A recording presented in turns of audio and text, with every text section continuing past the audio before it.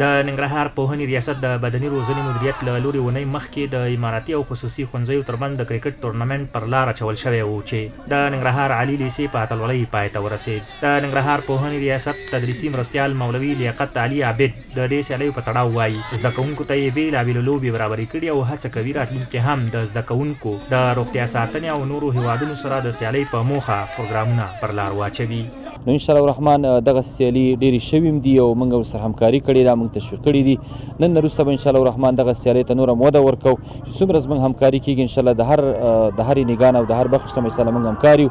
دغه راز ننګرهار پوهنې ریاست د بدني روزنې مدیر سید اسرار کڅوال وایي دغه سیالۍ اونۍ وړاندې د 14 ښوونځیو ترمنځ چې 12 دولتي او 4 خصوصي لیسو ټیمونو پکې برخه اخیستې وه پایلوبې ته د ننګرهار عالي لیسې او رحمان بابا لیسې ټیمونو لار پیدا کړې وه او پایلوبه د ننګرهار عالي لیسې په اتلولۍ پای ته ورسېده. مونږ د 3 ټورنمنټونو البته د کرکټ، والیبال او فوټسال پایل وشو. دغه اوس کوم فاینل تاسو ولیده دا د 14 ټیمونو نه چې په دې کې 4 خصوصي لیسې وي او 12 اماراتي لیسې وي. د رحمان بابا خصوصي لیسې او ننګرهار عالي لیسې لار موندلې وه او د تاسو په حضور باندې تاسو ولې چې ننګرهار لیسې دغه ټورنمنټ قهرماني وګټله. همدارنګه په دې لوبه کې لوبېدونکي لوبغاړي عابد پوهنې ریاست غواړي چې ورته نورې سیالۍ ورته هم برابرې کړي.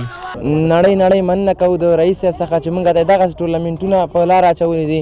د دې وروسته هم موږ ورڅخه هیله لرو چې مختلف ټورنمنټونه په هر رقم که هغه فوټبال وي، والیبال وي، باسکټبال وي، په ټولو سیالیو کې موږ ته ټورنمنټ په لاره واچوي. د ننګرهار پوهنې ریاست مسؤلین وایي ډېر ژر به د ښوونځیو ترمنځ د فوټسال سیالۍ پیل شي او د بېلابېلو ښوونځیو لوبډلې به پکې ګډون وکړي.